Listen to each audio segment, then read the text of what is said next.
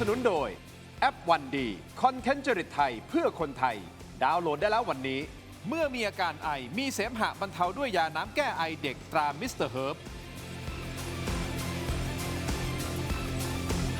สวัสดีครับตอนรับทุกท่านเข้าสู่รายการถกไม่เถียงนะครับคุณผู้ชมประเด็นที่ผมจะถกวันนี้เปิดภาพกว้างมานะครับแนะนำแขกรับเชิญของเราก่อนเลยนะครับท่านรองหัวหน้าพรรคประชาธิปัตย์นะครับคุณสาธิตวงศ์หนองเตยครับสวัสดีครับแน่นอนขวามือของผมนะฮะผู้อำนวยการไอรอนะครับคุณยิ่งชีพอัชชานนท์ครับสวัสดีครับแน่นอนหัวสวยังเป็นประเด็นที่สังคมให้ความสนใจอย่างหนักอย่างยิ่งนะฮะคุณผู้ชมท่านสาธิตและแน่นอนคุณเป๋ายิ่งชีพดีครับช่วยกันสนใจหน่อยครับจะสั่งแล้วครับไม่รู้สั่งวันไหน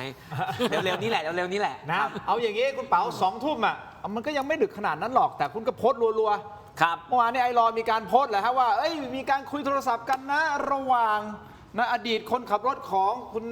ชัยชิดชอบโทรไปหาคุณแสวงบุญมีครับตกลงมันยังไงฮะ39 วินาทีที่เขาพูดคุยกันผมมีเท่านั้นแหละครับก็คืออย่างที่เรียนนะครับผมมีหลอกบันทึกข้อมูลการใช้โทรศัพท์ของผู้ต้องหา229 คนเนี่ยจำนวนมากนะครับใช้คำนี้ได้เลยว่าเป็นแสนหลอกซึ่งผมได้มาจากเจ้าหน้าที่รัฐที่มีอำนาจตามกฎหมายนะครับผมไม่สามารถเข้าถึงเองได้นะครับหนึ่งในนั้นก็คือสายนี้นะครับมีสายที่เปิดไปก่อนหน้านั้นก็คือมีสวอ่างทองโทรหาท่านพระดอนโทรหาท่านกรวีในช่วงวันเลือกนะครับแล้วก็นี่ที่เปิดแง้มให้ดูอีกนิดนึงก็คือท่านปราณีตเกรัมสวบุรีรัมย์โทรหาท่านแสวงบุญมีนะครับแต่ว่าโทรหาหลังจากที่เลือกเสร็จแล้วครับแล้วไงพวกหลอกโทรศัพท์นี่มันมีความสำคัญอะไรยังไงคุณพยายามจะสื่ออะไรให้กับสังคมก่อนที่ผมจะมาถามคุณสาธิตว่าเขารู้จักกันนะเขาขีดเส้นใต้ถ้าไม่เปิดเรื่องอ่างทองนะครับท่านก็ไม่เคยยอมรับว่าท่านรู้จักกันพอเปิดเรื่องท่านโทรหากันอย่างน้อยท่านกรวีก็ยอมรับว่าสวอ่างทองทั้งหลายเนี่ยท่านรู้จักทำงานทำอะไรมาด้วยกันนะโอเคเอาไว้ว่ารู้จักกันมีเบอร์กันแล้วโทรหากันนะครับส่วนโทรไปแล้วจะคุยเรื่องอะไรอาจจะคุยเรื่องอื่นก็ได้ท่านก็ชี้แจงมาไม่เป็นไรนะครับจริงๆก็เนี่ยท่านปานี่ท่านแสวงเนี่ยท่านก็บอกเลยวันนั้นจริงๆที่โทรไป39 วินี่คือชวนเตะบอลหรืออะไรก็ว่ากันไปนะครับแต่ว่าถ้าท่านไม่เงียบไปเลยนี่มันก็จะน่าสงสัยหรือถ้าท่านจำไม่ได้ก็จำไม่ได้นะไม่เป็นไรคือคนถ้ามันโทรหากันเยอะสนิทกันปีหนึ่งโทรหากันหลายทีมันก็อาจจะจำไม่ได้แต่ถ้าไม่สนิทกันชาติหนึ่งโทรหากันครั้งเดียวเนี่ยเหมือนผมกับท่านแสวงเนี่ยผมเคยโทรหาท่านนะผมจำได้หมดว่าผมคุยเรื่องอะไรเพราะว่ามันไม่ได้โทรกันบ่อยนะครับถ้าท่านปานี่จำได้ก็ช่วยบอกหน่อยท่านปานี่เกรัมคุณผู้ชมครับเป็นสวกลุ่ม16 จังหวัดบุรีรัมย์ซึ่งท่านเป็นอดีตคนขับรถคนใกล้ชิดของท่านชัยชิดชอบซึ่งเป็นพ่อของท่านเนวินชิดชอบนะฮะคุณผู้ชมเขาโทรหากันนะโทรหาแต่39 วินาทีเท่านั้นคำถามต่อมาสั้นๆก่อนที่จะไปที่คุณสาธิตนะ39 วินาทีนี้เราไม่รู้หรอกเขาคุยอะไร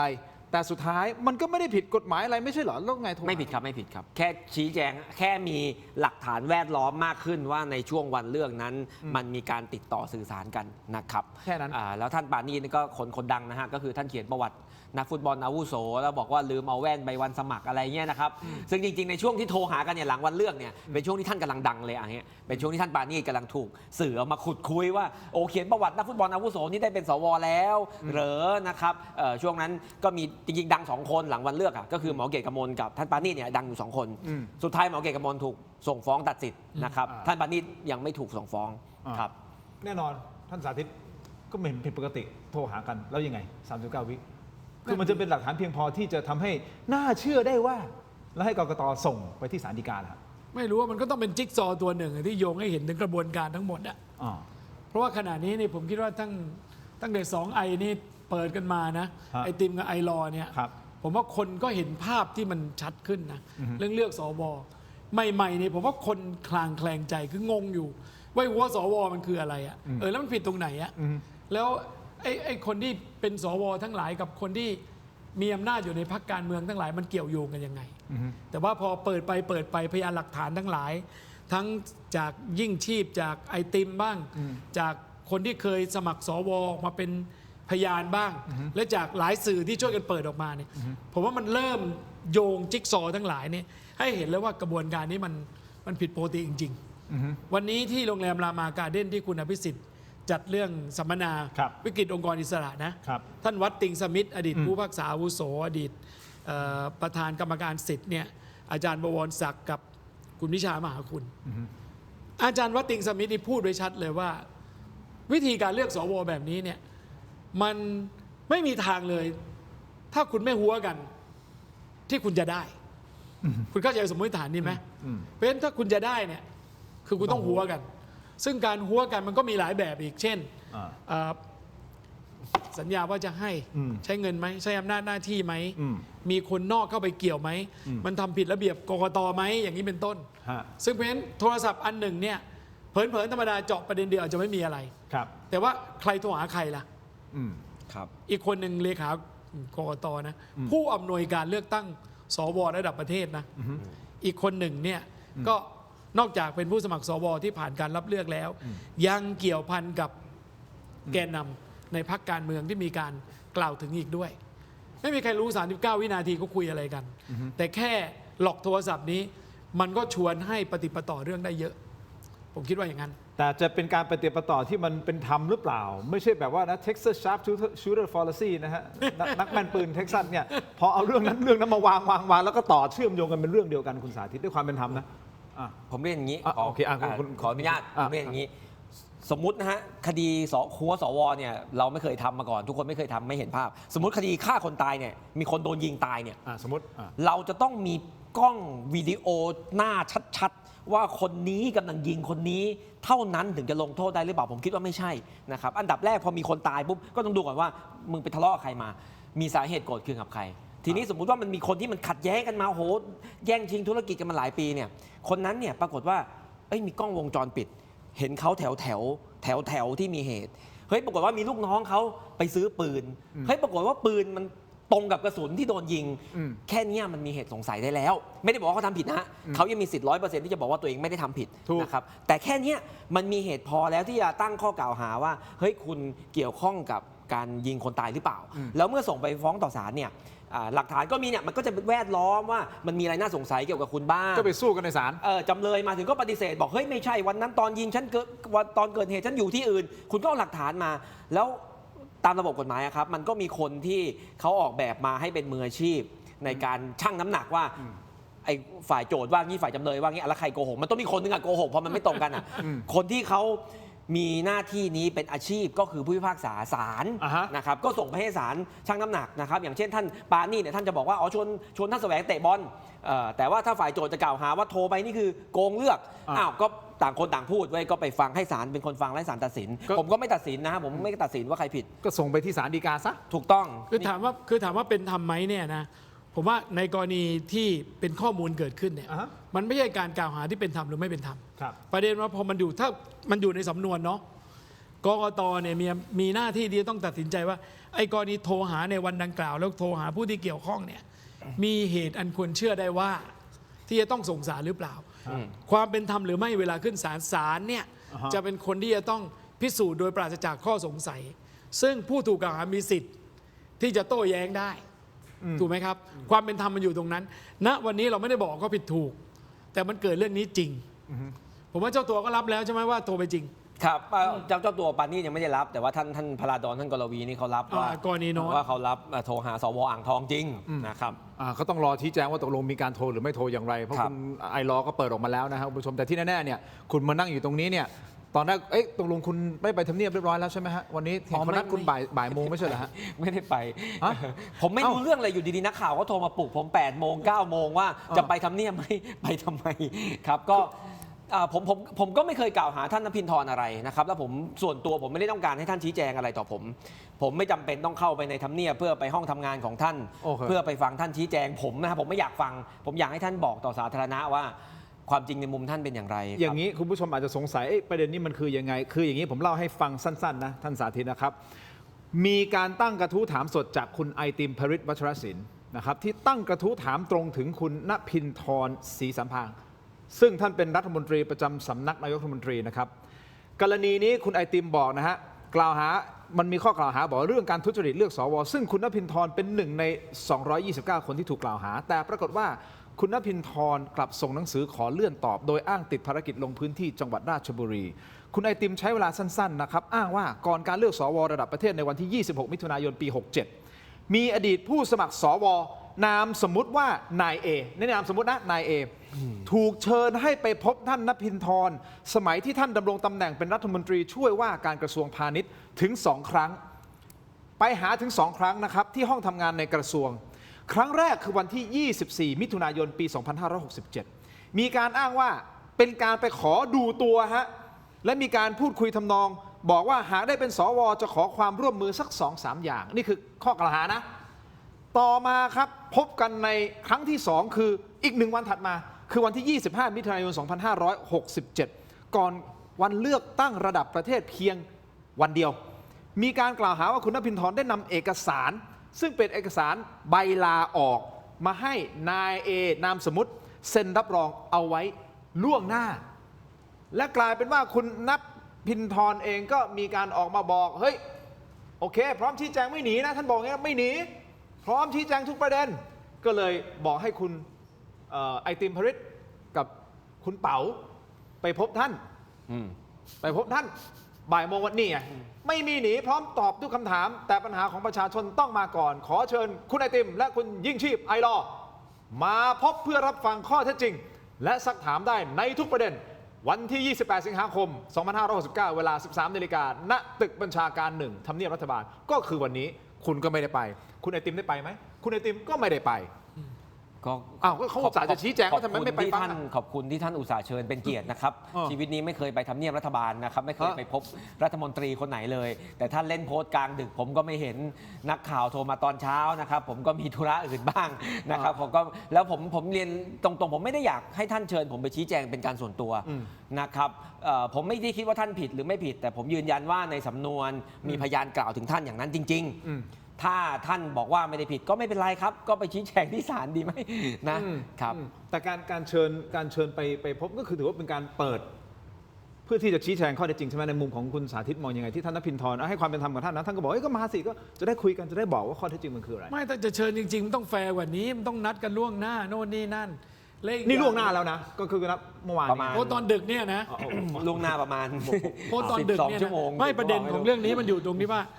คุณไอติมเนี่ยทำตามระบบแล้วก็คือถามกระทู้ในสภาผมนี่นั่งฟังอยู่ด้วยเมื่อวานนี้นะนั่งฟังผมก็เป็นวิปฝ่ายค้านด้วยนะครับทราบมาว่าทีแรกท่านตอบตกลงว่าท่านจะมาตอบคนในซีกรัฐบาลก็ทราบว่าท่านจะมาตอบแล้วมาทราบกันในสภาว่าท่านไม่ได้มา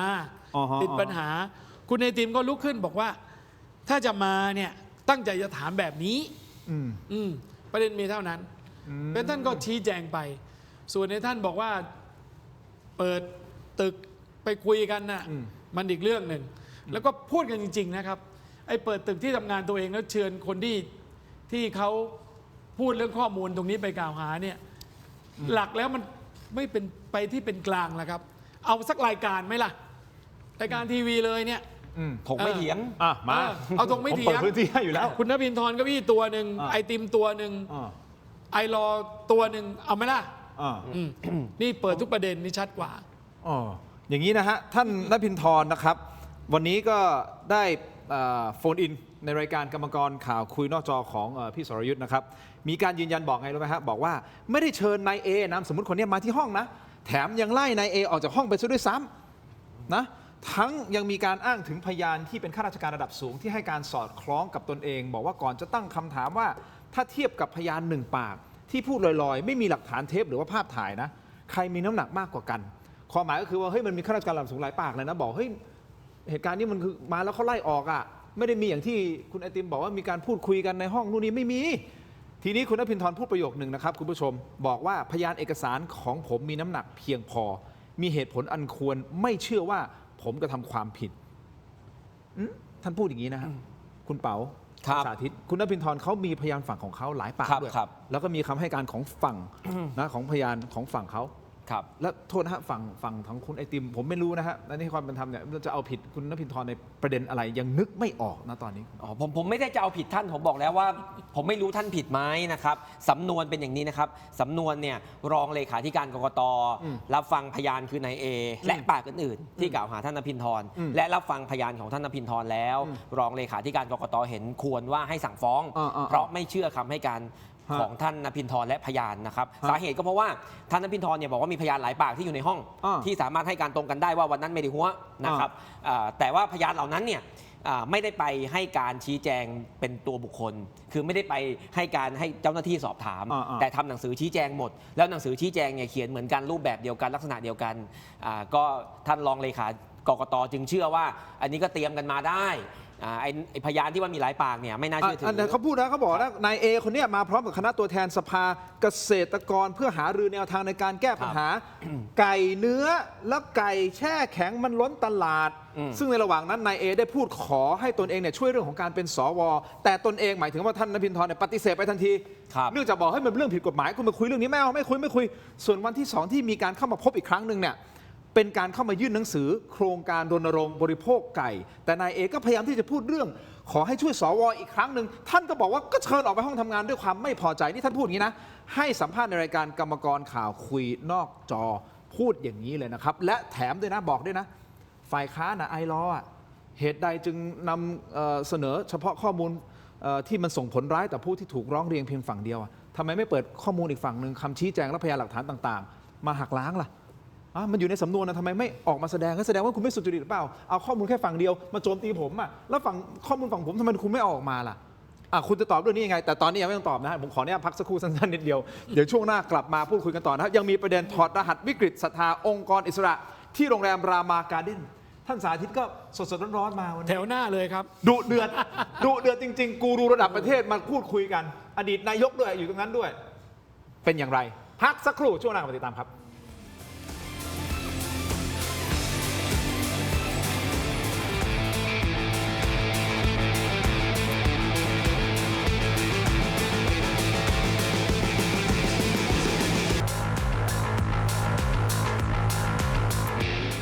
สนับสนุนโดยผลิตภัณฑ์ตราทิพรสแค่มีทิพรสก็อร่อยครบรสแก้ลมวิงเวียนยาหอมเม็ดซองแดงเวชพงศ์โอสถหาซื้อได้ตามร้านขายยาทั่วไป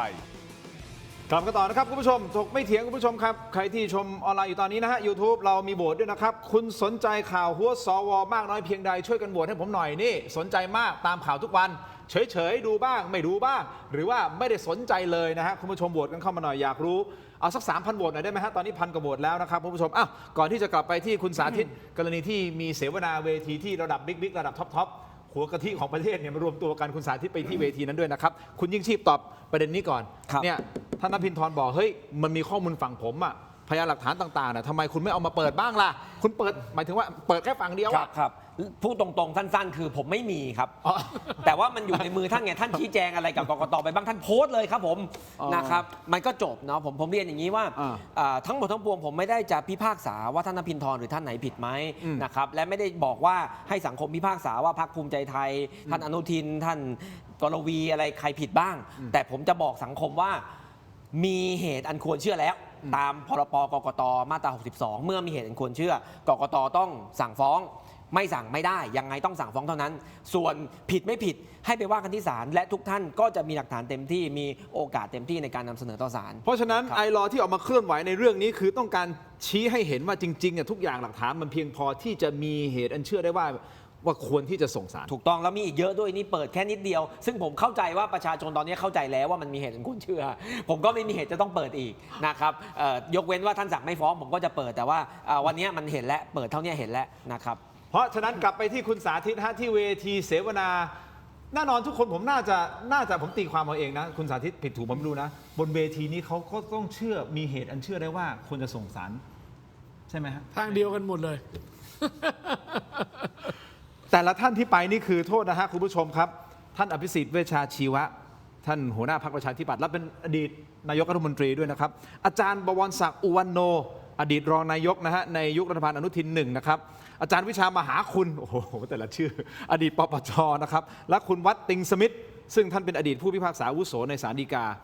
ดำเนินการเสวนาโดยคุณประสงค์เลิศรัตนวิสุทธ์นะฮะเป็นผู้บริหารสถาบันอิสรามูลนิธิพัฒนาสื่อมวลชนแห่งประเทศไทย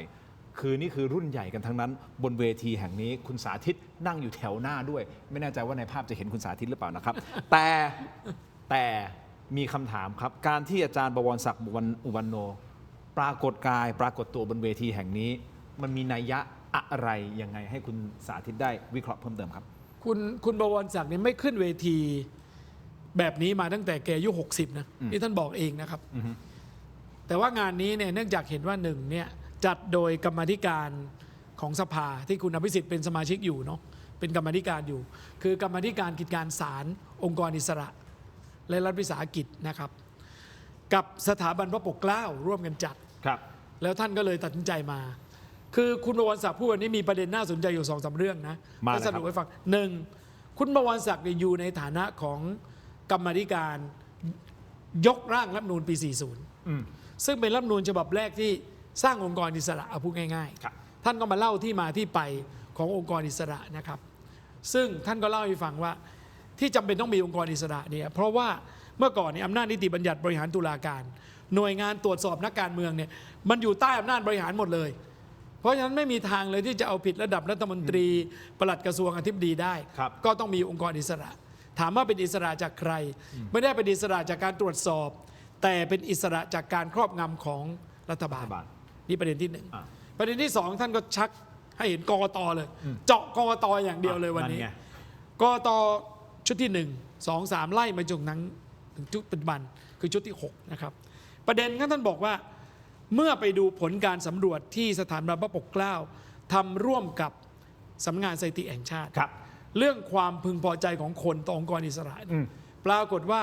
ที่ได้ต่ำสุดในเวลานี้คือกกต ซึ่งท่านก็สงสัย พอไปดูผลงานนี่ก็ปรากฏว่า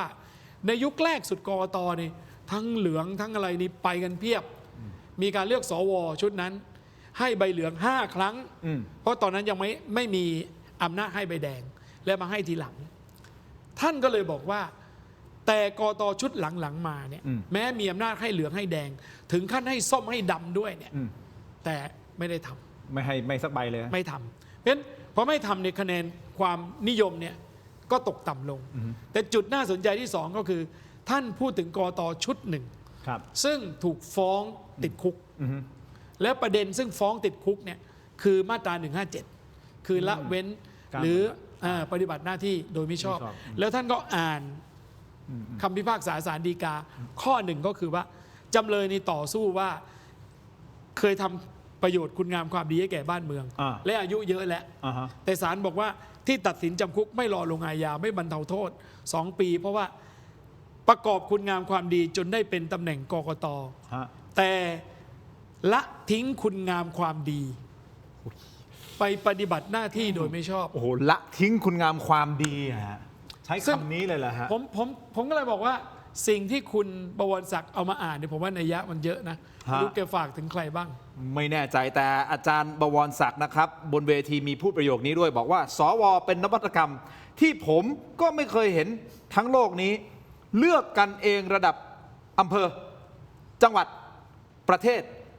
นะฮะอาจารย์วิชากับผม หมายถึงอาจารย์วิชามหาคุณนะฮะกับผม หมายถึงตัวท่านเองนะฮะ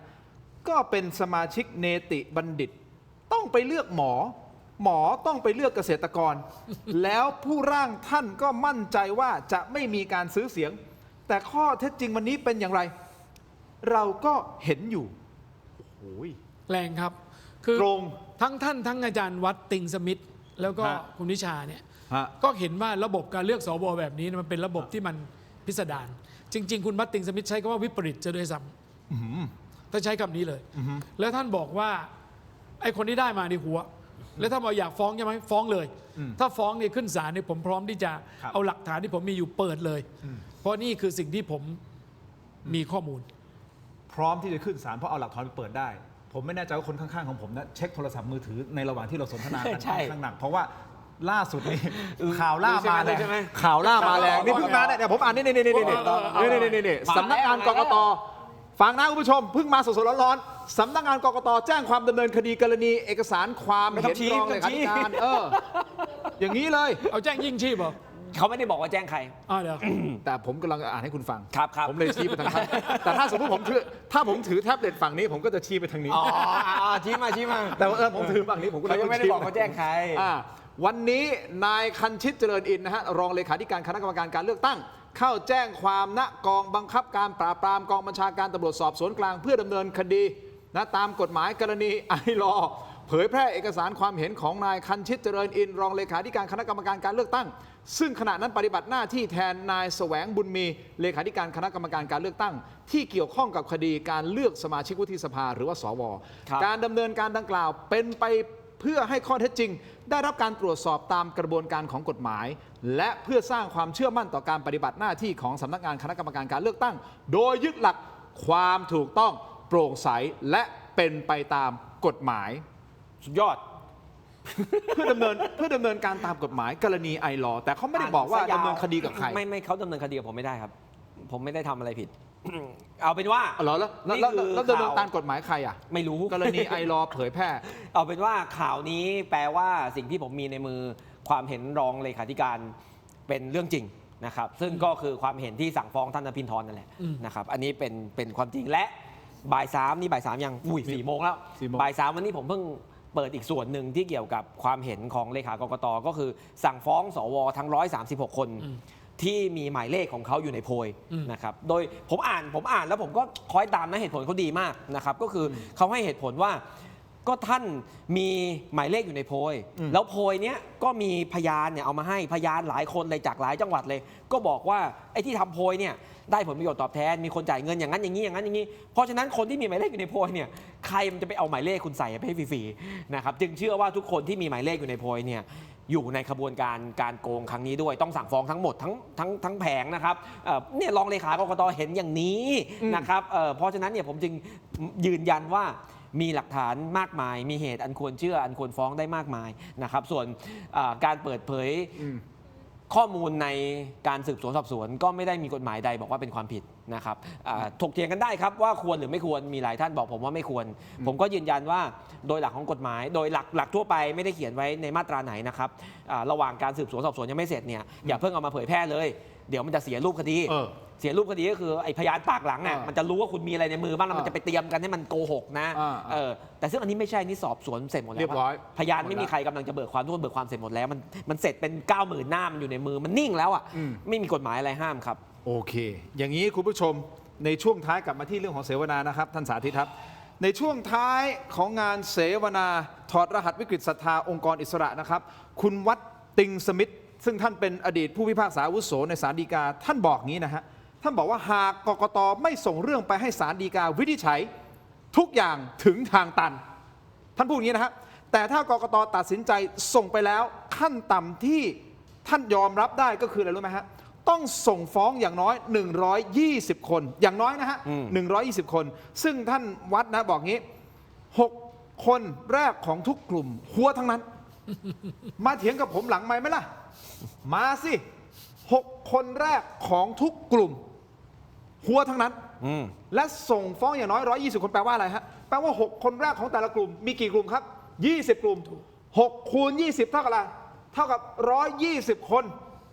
และท่านบอกด้วยนะว่าท่านมีหลักฐานการหัวด้วยเอาละสิครับคุณผู้ชมนี่คือระดับอดีตผู้พิพากษามาเปิดเผยข้อมูลนี้เองเลยพักสักครู่ช่วงหน้ากลับมาฟังกันต่อครับ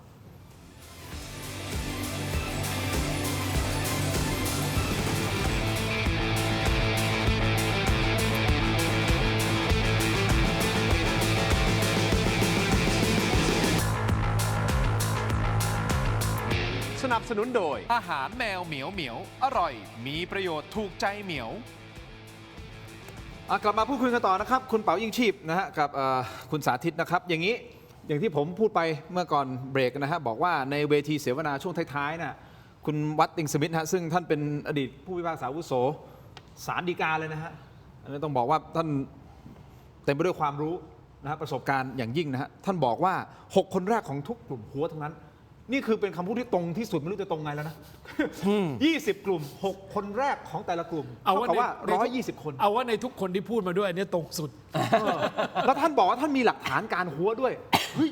ท่านมีหลักฐานการหัวนะคุณสาธิตอันนี้คือเป็นการ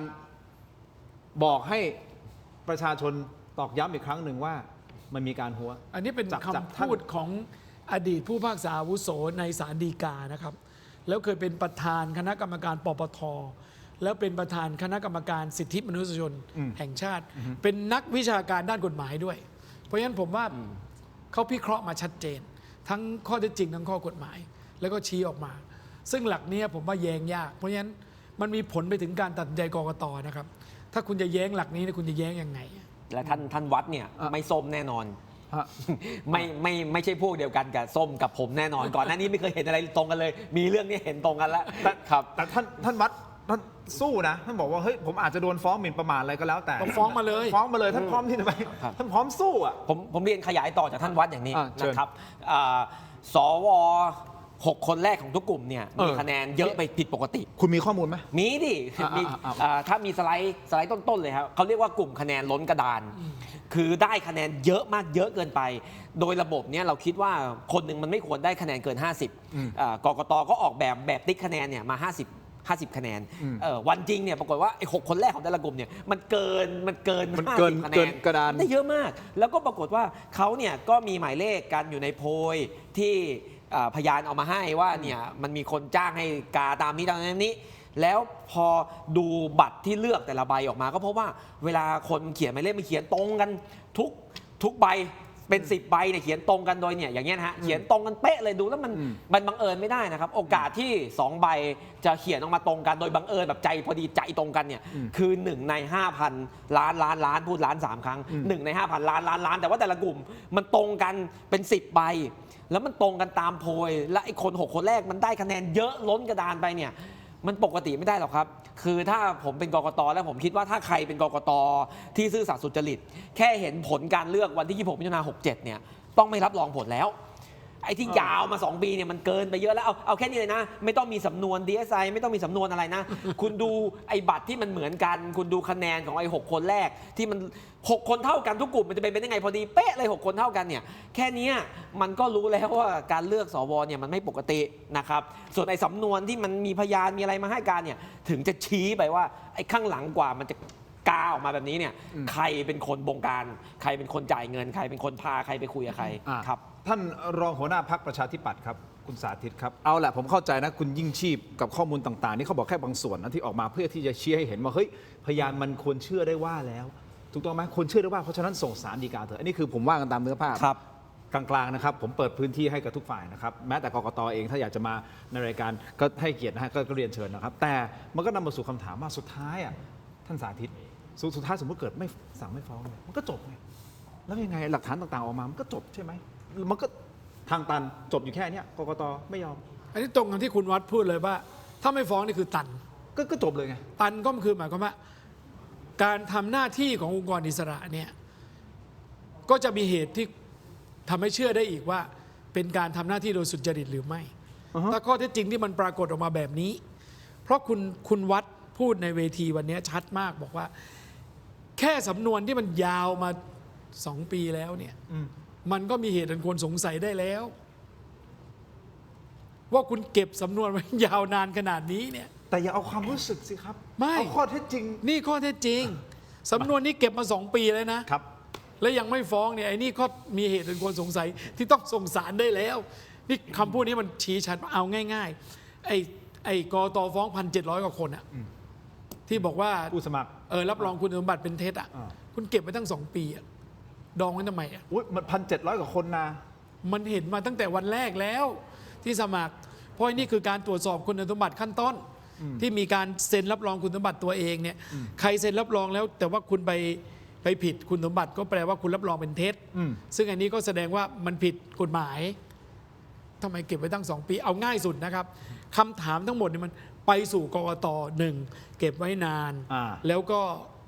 พอข้อเท็จจริงเปิดออกมาเนี่ยกูรูทั้งหลายในทางกฎหมายรัฐธรรมนูญอดีตผู้พิพากษานักวิชาการทั้งหลายออกมาบอกว่ามันมีเหตุเพียงพอแล้วที่ควรสงสัยที่ต้องส่งไปศาลฎีกา เพื่อที่จะพิสูจน์ได้ปราศจากข้อสงสัยซะมีแค่นี้แหละครับผมว่านะครับถ้าไม่ส่งคือตัดตอนพูดง่ายๆคือชึบไม่ฟ้องใครเลยเนี่ยคดีเป็นหางว่าวแน่งานนี้ก็ไม่เป็นไร ฟันธงเลย ก็ว่ากันไปตามกระบวนการยุติธรรมพร้อมอย่างเงี้ยสมมติกับว่าพร้อมก็มาสิก็ ผม ฟ้อง ว่าค มา ดีนี้มันไม่ได้ไปแค่ตัวกตเนาะผมว่ามันไปลากยาวไปถึงเรื่องหรือองค์กรอิสระนะไปไกลแน่ ขนาดนั้นเลยเหรอฮะ ไปไกลแน่นอนครับ เอาอย่างนี้คุณผู้ชมสแกน QR Code หน้าจอให้ผมหน่อยครับเทโรดิจิทัลใน YouTube Facebook ถกไม่เถียงนะครับเดี๋ยวเราไปรอกันที่ออนไลน์ก่อนเลยนะฮะเพราะเดี๋ยวประมาณสักนาทีกว่าๆเดี๋ยวจะไปที่ออนไลน์นะครับแต่เหลือไปเห็นเมื่อประมาณสัก5 นาทีที่แล้ว4 นาทีที่แล้วเหรอแต่ตรงนี้มันเขียน5 นาทีอ่ะนี่ ใครเขาจะไปโพสต์อะไร เขาอยู่ในรายการเขาจะ ก็ เป็น นี่ คน ไงคุณนั่งอยู่ในรายการอ่ะ นี่ไง คุณนั่งอยู่ในรายการนะคุณโพสต์นี้อ่ะ คนนี้นะ อะไรอ่ะคุณเดี๋ยวก่อนเดี๋ยวก่อนอ่ะผมอ่านให้ฟังคุณโพสต์บอกว่า ความเห็นเลขากกตให้คุณไอก่อนให้คุณไอก่อน อันนี้ไม่ใช่ไอคุกใช่ไหมคุกอ๋อไอรออ๋อไอรอไม่ใช่ไอคุกใช่ไหมไม่ใช่นะโอเคคุณ อย่าล้อ ไม่รู้แหละ โพสต์อีกการด้วย ยิ่ง โดนล้อแล้ว ยิ่งชีพอัชชานนท์นะฮะเขียนว่าความเห็นเลขากกตลงนาม โดยรองเลขาให้สั่งฟ้องสวสีน้ำเงิน130 คนที่มีหมายเลขในโพยกกตชุดใหญ่จะกล้าไม่ฟ้องใครเชียวเหรอครับ ตั้งเป็นคำถามครับ จัดไปคุณผู้ชมสแกนเคร์โค้ดหน้าจอ YouTube เทโรดิจิทัล Facebook ถกไม่เถียง เดี๋ยวเราไปไอกันต่อในช่วงของออนไลน์นะครับคุณผู้ชมครับ อย่าลืมเรามีโพยด้วยไม่ใช่โพยใช่ไหมโพไม่ใช่โพยแหมทำเรื่องนี้จน ขอเชิญประชาชนช่วยกันทำโพยนะครับ ทำโพเจอกันในออนไลน์ถกไม่เถียงนะครับสำหรับทีวีคุณยิ่งชีพขอบคุณครับ ขอบคุณครับ สาธิตขอบคุณครับเจอกันในออนไลน์ครับถกไม่เถียงครับสวัสดีครับโอ้ยตายตลก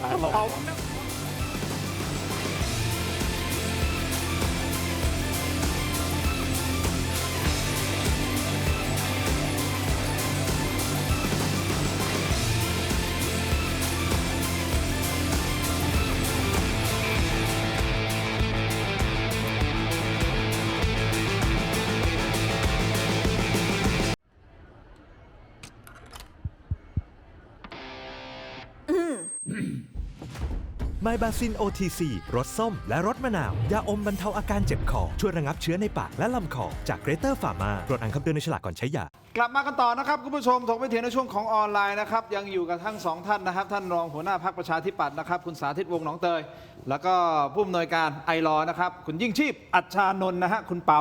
คุณผู้ชมคอมเมนต์กันเข้ามาอย่างต่อเนื่องได้นะครับทินตัวจริงมานั่งแล้วนะฮะวันนี้ทินปลอมไปแล้วนะฮะโหวตกันหน่อยนะฮะไม่ใช่โพยนะแต่เป็นโหวตนะโพยนะฮะเราถามคุณนะครับในรายการไม่มีผลทางกฎหมายใดทั้งสิ้นนะแต่อยากรู้ว่าคุณผู้ชมที่ชมรายการอยู่คิดเห็นอย่างไรคุณสนใจข่าวหัวสวมากน้อยเพียงใดสนใจมากติดตามข่าวทุกวันหรือเฉยๆดูบ้างไม่ดูบ้างนะครับหรือไม่ได้สนใจเลยอยากจะรู้ฮะคุณผู้ชมว่าคิดเห็นอย่างไร 2,000 กว่าโหวตแล้วผมวันนี้ขอสัก 3,000 นะถ้าไปถึง 4,000 โหวตได้เนี่ยโอ้โห ถ้าเขา จะ คอ รัก ควายไม่สนใจเขาไม่กดไหมครับ แต่มีคนกดเหมือนกัน โอเค คือเขาอาจจะเข้ามาดูแล้วมันคุยอะไรกันอยู่ว่าไอ้3 คนนี้ไม่สนใจไว้ยปึ้ ฟังไม่รู้เรื่องกดคอควายแล้วออก ไปเลยไป แต่ถ้ากดคอควายแล้วฟังจนจบก็โอเค นี่คุณ ครับ คุณเคยได้ติดตามผมขออนุญาตท่านสาธิตนะฮะคุณยิ่งชีพคุณเคยได้ติดตามการสัมภาษณ์ของ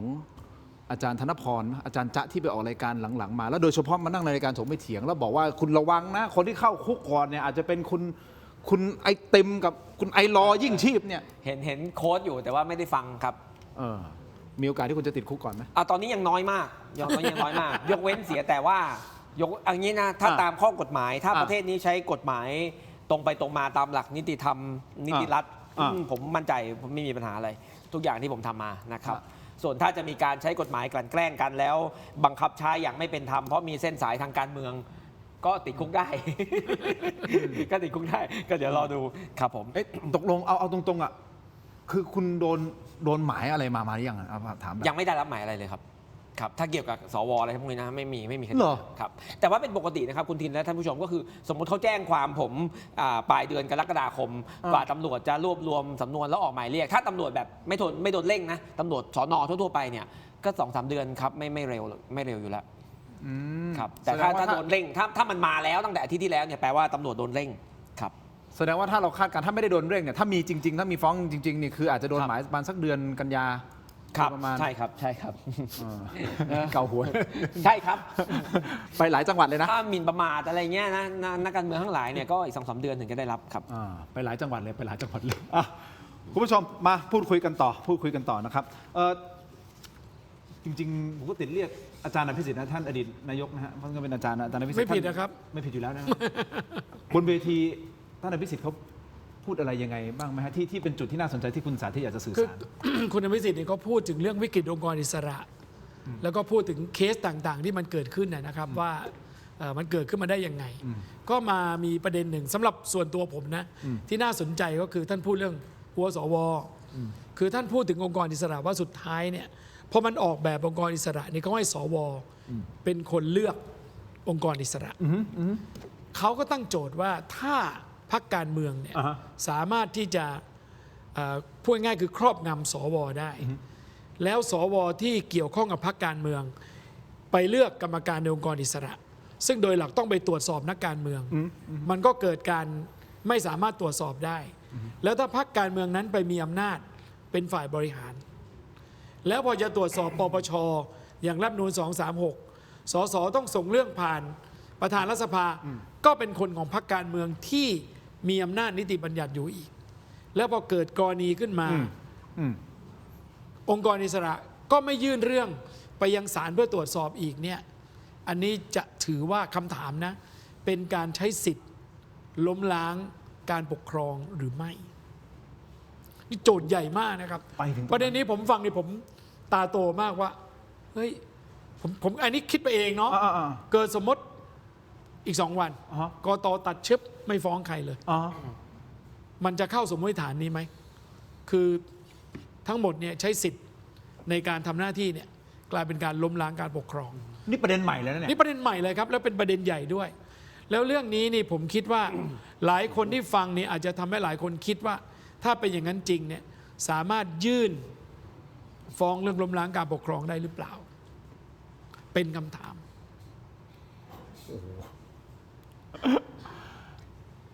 นาทีนี้เนี่ยครับดมอย่าดมไปด้วยนาทีนี้เนี่ยผมคิดว่าโอกาสในการความเห็นเรื่องการปฏิรูปองค์กรอิสระเนี่ย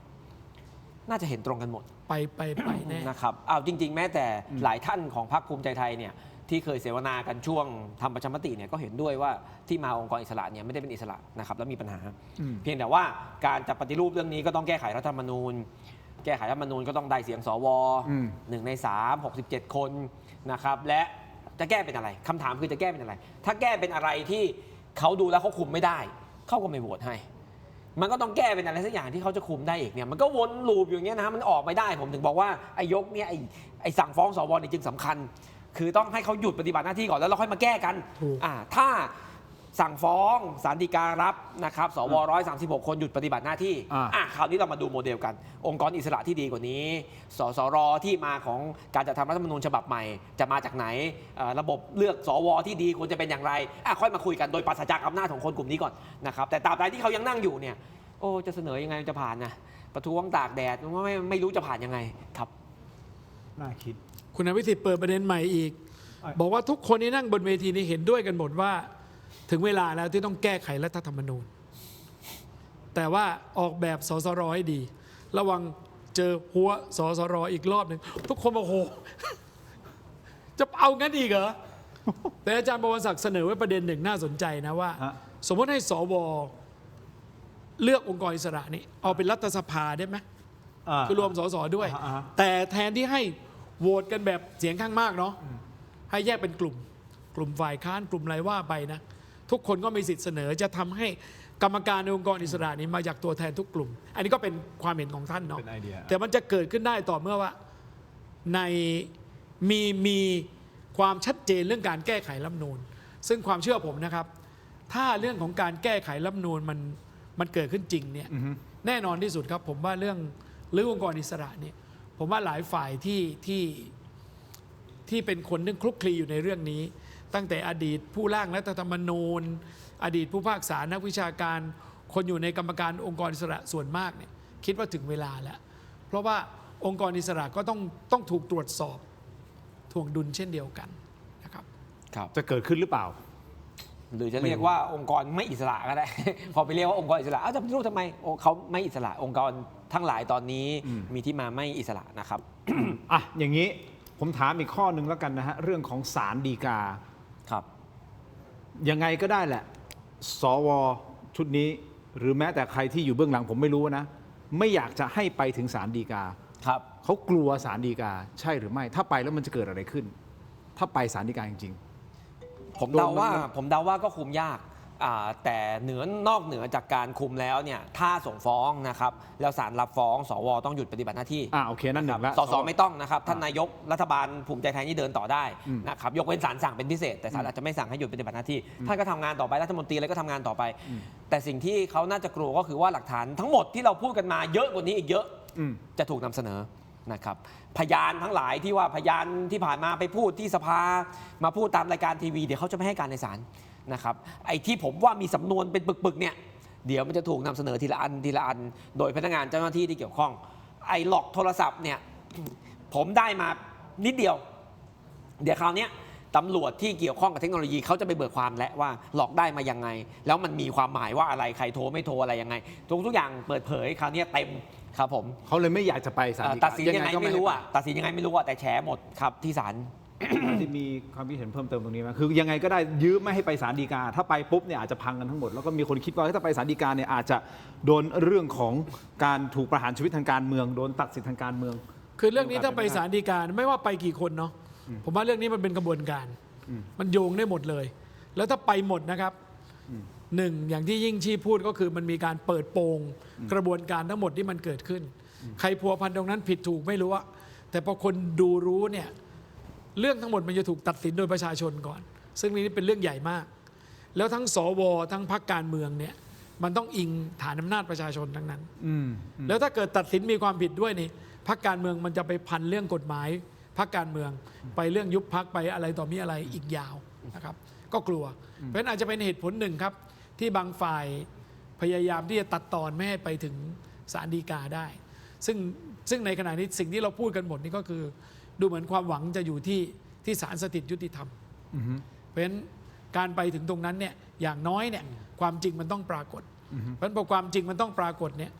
คนซึ่งทำสิ่งที่ไม่ถูกต้องเอาไว้ก็ย่อมไม่อยากให้ความจริงปรากฏอันนี้เป็นเรื่องปกติส่วนใครที่ไม่อยากจะให้ไปศาลฎีกากลุ่มก้อนไหนอะไรยังไงไม่แน่ใจนะครับแต่ที่ผ่านมามีคดีจากคนของพรรคสีน้ำเงิน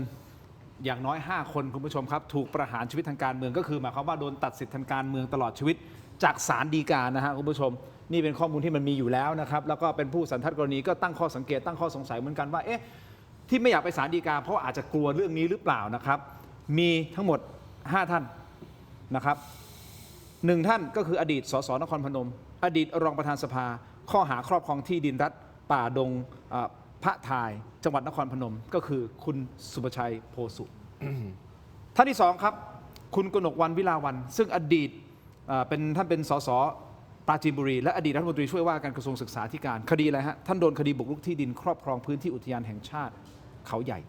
ส่วนอีก3คนถูกตัดสิทธิทางการเมืองตลอดชีวิตข้อหาเสียบบัตรแทนกันนะครับไม่ว่าจะเป็นคุณฉลองเทิดวีรพงศ์อดีตสสพัทลุงคุณภูมิสิทธิ์คงมีอดีตสสพัทลุงรวมถึงสสบัญชีรายชื่อพรรคภูมิใจไทยก็คือคุณนาทีรัชกิจประการ นอกจากนี้ยังมีสวด้วยนะครับที่โดนเรื่องของการเพิกถอนสิทธิ์สมัครรับเลือกตั้ง10 ปีจากการแอบอ้างใช้ตำแหน่งศาสตราจารย์นะฮะก็คือคุณเกียรติกมลเปลี่ยนสมัยหรือหมอเกตเพราะฉะนั้นหมอเกตเคยมารายการเราด้วยใช่ไหมหมอเกตเคยมา เคยมาเคสอื่นนะเอาเคสช่วยชาวบ้านนี่แหละฮะก็เลยกลายเป็นว่าผู้สันทัดกรณีทางการเมืองก็มีการวิเคราะห์กันสื่อก็รายงานก็บอกเฮ้ยกลัวไปศาลฎีกาเพราะอย่างนี้หรือเปล่า ตั้งไว้เป็นคำถามแต่ที่แน่ๆผมไม่แน่ใจว่าคนเป่าเขาเอาสมองเขาแบ่งสมองของเขายังไงนะ ในระหว่างที่เราพูดคุยกันก็โพสต์อีกนะพอแล้วเลิกโพสแล้วเมื่อกี้เบรกไง คุณโพสต์อีกเนี่ยล่าสุดเดี๋ยวคุณโพสต์อะไรอีกเนี่ยกลัวประชาชนไม่เข้าใจก็เห็นคุณทินถามก็เลยเข้าใจว่าคนทั่วไปจะไม่เข้าใจก็เลยต้องชี้แจงเนี่ยโพสต์ล่าสุดเมื่อกี้เนี่ยไม่กี่นาทีที่แล้วบอกไม่ต้องตกใจนะครับอ่านดีๆเขาบอกจะดำเนินคดีคนปล่อยข้อมูลไม่ได้ดำเนินคดีต่อผมครับเพราะไม่มีข้อกฎหมายใดให้ดำเนินคดีกับผมได้ครับผมโอเคไม่ต้องห่วงอย่างมากก็ไปไล่บี้ว่าคนข้างในนั้นใครปล่อยซึ่งผมไม่บอกหรอกอ้าวใช่สิบอกก็โง่นะชอบมาตะล่อมถามมีหลายรายการแล้วชอบมาตะล่อมถามอันนั้นใช่ไหมนี่ใช่ไหมไม่บอกไม่ตอบผมไม่ตะล่อมถามแหละผมรู้อยู่แล้วยังไงแหล่งข่าวเป็นวงการสื่อก็จะรู้กันว่าเป็นสิ่งที่เราต้องปกป้องเขาถูกต้องแล้วถ้าถามว่าคนนี้ใช่ไหมผมก็จะพูดถ้าไม่ใช่ผมก็จะไม่พูดนะเพราะถ้าไม่ใช่มันก็แปลว่าเขาก็จะไปไล่บี้ที่เหลือนะครับเพราะฉะนั้นไม่พูดเอาเป็นว่าเรียนประชาชนอย่างนี้ ผมดูข้อกฎหมายแล้วมันไม่เกินสัปดาห์หน้านะครับที่กกตจะต้องสั่ง คือตามระเบียบกกตบอกว่าต้องสั่งภายใน 90 วันนับตั้งแต่ประชุมแรกนะครับซึ่งประชุมแรก 8 มิถุนายน 8 มิถุนายน นะครับดังนั้นมันก็จะนับไปมันจะไปจบ 6 กันยาครบ 90 วันแต่ 6 กันยาวันอาทิตย์ดังนั้นก็ไม่เกินวันศุกร์หน้าวันศุกร์ที่ 4 นะครับต้องสั่ง ต้องสั่งใดอย่างหนึ่ง อย่างใดอย่างหนึ่งฟ้องก็ฟ้องไม่ฟ้องก็ไม่ฟ้องหรือฟ้องบางคนก็แล้วแต่ซึ่งนี่โอ้โหชี้เป็นชี้ตายเหลือเกินฮะจังหวะนี้นะชี้เป็นชี้ตายกว่าการโหวตแก้กฎหมายทีละเรื่องอีกนะครับถ้าสั่งไม่ฟ้องเลยเนี่ยผมกลัวเหลือเกินว่าคราวนี้นะครับติดปีกหมดครับก็คือทั้งสวทั้งบุคลากรของพรรคภูมิใจไทยที่ถูกตั้งข้อหาเนี่ยคราวนี้เขาออกมาคือตอนนี้เขาเงียบอยู่ไงหลายท่านเนี่ยที่เราพูดถึงชื่อเขาเงียบอยู่คราวนี้เขาออกมาแล้วคราวนี้ไอ้ที่ว่าจะฟ้องผมเนี่ยเขาจะเอาไอ้คำสั่งกกตเนี่ยเป็นฐานและคราวนี้เดินหน้าอัดพวกเราเละเทะนะครับแล้วหลังจากนั้นเนี่ยเขาก็จะสบายตัวครับเขาจะทำอะไรก็ได้โหวตอะไรก็ได้แก้รัฐธรรมนูญเนี่ยก็ต้องถูกใจเขาไม่งั้นแก้ไม่ได้นะครับแล้วก็จะเดาเลยว่าการจะมาลื้อระบบสวเนี่ยโหแทบเป็นไปไม่ได้นะครับปี 72 ถ้าต้องเลือกสวใหม่เนี่ยกลุ่มนี้เขาก็ล็อกเขาก็จะเลือกกกตด้วยเขาจะเลือกกกตมาจนครบเขาจะเลือกศาลรัฐธรรมนูญมาใหม่เขาจะเลือกคนเข้าไปเป็นองค์กรตรวจสอบทั้งหมดนะครับแล้วเราไม่รู้จริงว่าไม่ว่าจะเลือกตั้งสสหรือเลือกสวหรือเลือกอะไรก็แล้วแต่เนี่ยจะเอาอะไรไปสู้เขาเพราะกรรมการมันเป็นของเขาไปหมดแล้วนะครับเนี่ยน้ำเงินจะเฟื่องฟูมากถ้าสัปดาห์หน้าเขาสั่งไม่ฟ้องหมดแล้วมีความเป็นไปได้ด้วยมีความเป็นไปได้ด้วยอย่างนี้นะคุณผู้ชมที่เราคาดการณ์นะคุณสาธิตก่อนหน้านี้ก็คือวันที่ 31 สิงหาคมน่าจะเป็นวันที่เขาจะมีมติออกมาอย่างใดอย่างหนึ่งแต่ถ้าดูจากที่คุณเป๋าพูดในระยะ90 วันเขามีจนถึงวันที่ 6 กันยาซึ่งเป็นวันอาทิตย์ที่คุณเป๋าพูดเนี่ยนั่นหมายความว่าวันที่เขาคงไม่มานั่งประกาศหรือเปล่าผมไม่แน่ใจนะก็เลยต้องถอยมาน่าจะเป็นถ้าเลทสุดจริงๆคือศุกร์วันที่ 4 กันยายนเอาละจะมาทั้ง31หรือมา4 กันยายนมันก็อยู่ในสัปดาห์เดียวกันน่ะแล้วเราก็ต้องรอลุ้นต้องไหมฮะหรืออยู่ดีๆคิดว่าวันที่30เขาอาจจะโป้งมาเลยไหมปึ้งวันจันทร์เนี่ยเป็นไม่ได้หมดนะครับผมว่าเป็นไม่ได้หมดคือยิ่งช้าไปนะข้อเท็จจริงคดีนี้มันถูกเปิดออกมามากขึ้นโดยคนที่เกี่ยวข้องทั้งหลายเนี่ยแล้วผมว่าคนในรัฐบาลออกอาการเยอะนะตอนนี้อ๋อเหรอฮะอ้าวเราดู DSI อ่ะรัฐมนตรียุติธรรมอ่ะก็มาเล่นแบบเดียวกับกกตนี่ไงคือไปหาว่าเหมือนกับเฮ้ยเปิดไอ้นี่มันผิดนะโน่นนี่นั่นมันก็ปรามไว้หรืออะไรอย่างเงี้ยถ้าคิดง่ายๆเหมือนถ้าเป็นฟ้องก็เหมือนฟ้องปิดปากอ่ะแต่ว่าในขณะเดียวกันเนี่ยมันก็เป็นวิธีการตอบโต้อย่างหนึ่งของคนที่เกี่ยวข้องเนาะซึ่งเป็นวิธีการที่โบราณมากนะเขาใช้กันวิธีการนี้นะสองนี่ผมว่าหลายคนที่เกี่ยวข้องในคดีนี้ที่ถูกเปิดเผยนี่ก็ออกอาการกันหมดนะครับตอนนี้จริงๆออกอาการเหรอคิดมากไปเปล่าเขาอาจจะเฉยๆชิวๆเพราะสุดท้ายยังไงเดี๋ยวขอให้ผมคิดมากเถอะผมว่าเขาให้สัมภาษณ์สับสนนิดหน่อยแต่ละคนนะกลับไปกลับมานะก็เรียนไอ้ของเขาพูดอีกนิดนึงมาแล้วพูดนิดนึงวันนี้จะออกรายการสุดท้ายจะนอนละคือข้อเท็จจริงทั้งหมดในคดีนี้นะครับการโกงเลือกสวมันเป็นขบวนการใหญ่มากนะครับอาจจะต้องมีผู้เกี่ยวข้องเนี่ยหลายพันหรืออาจจะถึงหมื่นคนรวมทั้งโหวตเตอร์ผู้จัดการดีลเลอร์ต่างๆที่ไปประสานงานเนี่ยข้อมูลมันเยอะมากนะครับไอ้คนที่มันยังไม่เปิดปากเนี่ยมันมีโอ้โหหลายพันนะครับแต่ที่เปิดปากแล้วกกต DSI รวบรวมข้อมูลเนี่ยเขาบอกว่ามี 90,000 หน้าเนี่ยอาจจะเป็นแค่ประมาณสัก 10-20% ของข้อมูลทั้งหมดนะครับที่สาธารณะวันนี้รู้แล้วเนี่ยนิดเดียวถึง 2% ของข้อมูลทั้งหมดหรือเปล่าก็ไม่แน่ใจนะครับแต่ว่าถ้าอยู่ดีๆเอาข้อมูลทั้งหมดมาเรียงเนี่ยก็จะยาวมากประชาชนก็จะตามไม่ทันขบวนการนี้เป็นขบวนการใหญ่มากนะครับการ ถ้าสุดท้ายเนี่ยจะบอกว่ามันเป็นเพราะว่าบางคนดันไปโอนเงินไปซื้อกระติบข้าวเหนียวไปกินหมูกระทะในช่วงวันเลือกเนี่ยผมว่ามันฟังไม่ขึ้นหรอกเราเห็นปรากฏการณ์แล้วว่าสวชุดนี้มีที่มาไม่ปกติคะแนนเลือกบัตรมันออกมาเหมือนกันแล้วพอเขาเข้าไปเป็นสวเขาก็โหวตเหมือนกันเขาก็แพ็กกันแน่นทำอะไรก็ทำเหมือนกันนะครับแล้วก็มีท่านพิสิทธิ์ท่านเดียวออกมาเป็นตัวแทนทุกคนพูดอยู่ทุกอย่างถ้าทุกคนมันเป็นอิสระป่านนี้มันออกมากันหมดแล้วครับใครจะอธิบายอะไรก็ออกมาพูดไม่มีใครพูดอะไรเลยใช่ไหมครับก็พูดตรงๆก็คือพูดไม่ค่อยเป็นจะส่งท่านพิสิทธิ์ออกมานะครับพูดดีสุดนะครับดังนั้นเนี่ยถ้าเนี่ยท่านพิสิทธิ์นะครับดังนั้นเนี่ยผมก็เกรงอยู่บ้างว่าเดี๋ยวจะมีคนออกมาพูดว่าไม่มี ออกโทรศัพท์ของผม อ่า ไม่มีข้อมูลการเงินของผม ฮะ นะครับดังนั้นผมไม่ผิดก็ผมก็เรียนว่ามันเป็นไปไม่ได้ครับที่ระดับบนระดับหัวหน้าขบวนการเนี่ยมันจะต้องไปกดพร้อมเพย์ด้วยมือถือตัวเอง ไปให้ผู้สมัครสวทีละคนเนี่ยมันเป็นไปไม่ได้นะครับคนที่จะทำผิดเขาต้องซ่อนเขาต้องจ่ายเงินสดเขาต้องฝากลูกน้องไปทำทีนี้ตอนนี้เนี่ยเอาเท่าที่เปิดออกมาสาธารณะนะครับผมไม่พูดสิ่งใหม่นะครับมันมีข้อมูลที่มันวิ่งไปถึงหน้าปากประตูของพรรคการเมืองเดียว คือพรรคภูมิใจไทย ขบวนการที่มันจะใหญ่ขนาดนี้ได้แล้วมันจะกินพื้นที่หลายสิบจังหวัดได้เนี่ยมันต้องเป็นพรรคการเมืองอยู่แล้วคนธรรมดาทำไม่ได้ครับทีนี้เนี่ยมันพุ่งไปที่พรรคภูมิใจไทยพรรคเดียวคือใครบอกว่าส้มหัวไม่แดงหัวไม่นะครับมันไม่มีมันไปไม่ถึงอ่ะแต่เนี่ยอ่ะ